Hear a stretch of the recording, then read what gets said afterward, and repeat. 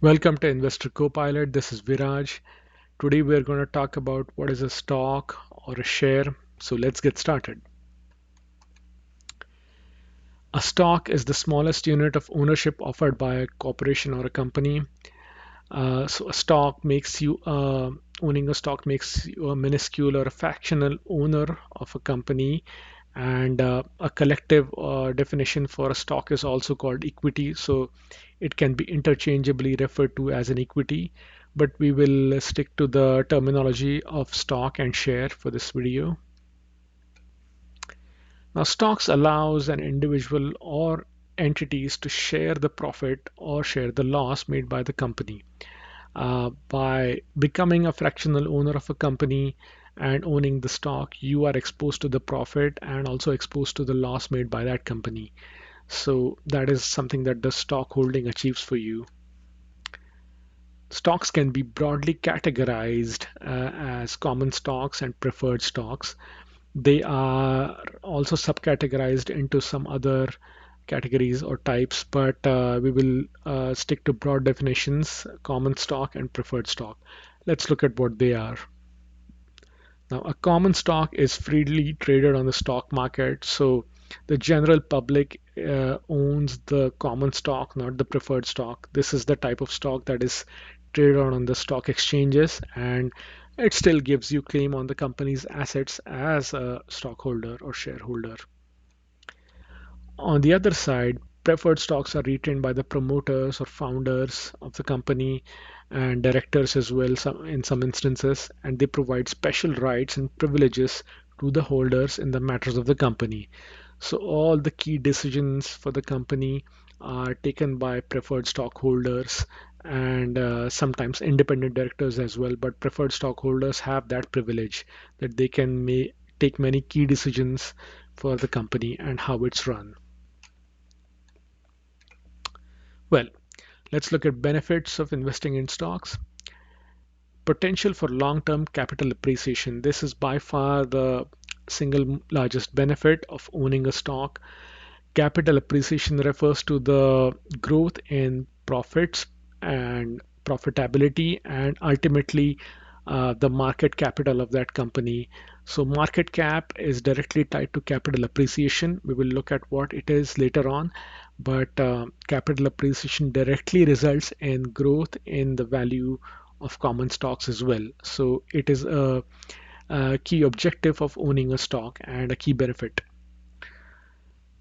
Opportunity to earn dividends. Dividends are basically small fractions, small shares of profit that a company can distribute to its shareholders. Dividend gain is also a key benefit of holding a stock. Not all companies pay dividends, and they are not mandated to do so. But if you earn a dividend, it's obviously a key benefit of holding a stock, and recognizing companies that pay you dividend is also important. So we'll look at that as well. Diversification of investment portfolio. So stock is a medium to high risk instrument.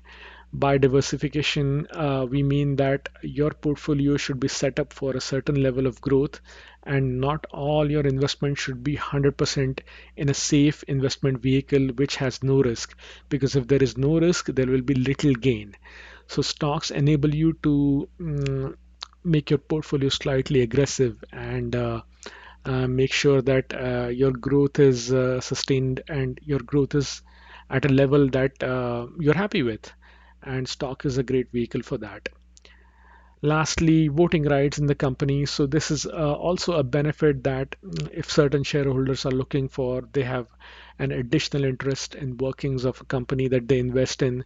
They do get voting rights and get to be part of some small decisions or even key decisions in a company. And if that is something you're looking for, you can become part of decision making for a company by owning a sizable amount of its stock as well. So that's another benefit.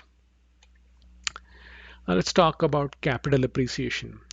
Capital appreciation can result in higher returns on the investment for shareholders and is the pivotal advantage of investing in stocks. So we spoke about this. This is the primary reason why you should buy stocks, and capital appreciation is most definitely likely to increase the value of your shares. If a company's reserved funds, profit, and profitability increase, it strengthens its ability to raise new capital. So capital appreciation is a cyclic thing where if a company makes more profit, its market capitalization increases because the value of stocks increases, and the company's ability to borrow funds or issue new stocks and raise funds through equity also increase. So it has many-fold effect. Capital appreciation will have a many-fold effect on company's fate, and it's a very key indicator of how it's doing. Now, capital appreciation puts the company in a great position to deliver value and gains for its shareholders as well. So this is a very obvious thing, and that's what capital appreciation is about. Let's talk about dividends. Now, companies may distribute a portion of their profits as dividends to common stockholders. This is, as I mentioned, not a mandatory, but a step that companies may take to make a decision to share their profits. Dividends are usually paid in cash, but they are also sometimes paid in the form of additional shares. This is called DRIP, and this is a way of increasing your shareholding in a company instead of cashing out on dividends. So we will look at this concept later on as well in detail. The payment and amount of dividends are determined by a company's board of directors. So dividend distribution is a key decision which is taken by the board of directors, or basically preferred stockholders of the company, among others. Let's talk a bit about risks.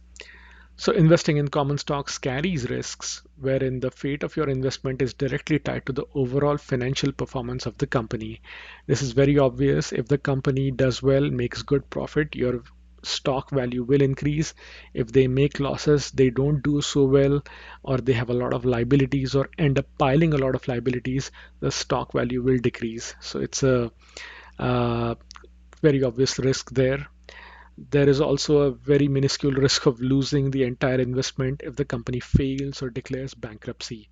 However, through this channel, we definitely want to make our viewers aware of smart investments, and we will provide stock recommendations at certain stage as well. And the risk of bankruptcy is always there for any company, but if a stock investment is done wisely, then this risk can be mitigated to a lot of extent. Thirdly, stock price can fluctuate due to market conditions and company's performance. So since trading is a very dynamic and very interactive process, and there are a lot of players involved, your stock price can go through up and downs, and that's the nature of the market. But we will aim to teach you how to navigate this and how to trade efficiently and how to make short-term investments efficiently as well. Stay tuned to this channel for insights into stock fundamentals and stats. What we will do is teach you how to read stock fundamentals and read technical information on stocks in such a way that you can gauge the performance of a stock and make your investment decision. We will aim to do that through this channel and look forward to it. Thank you.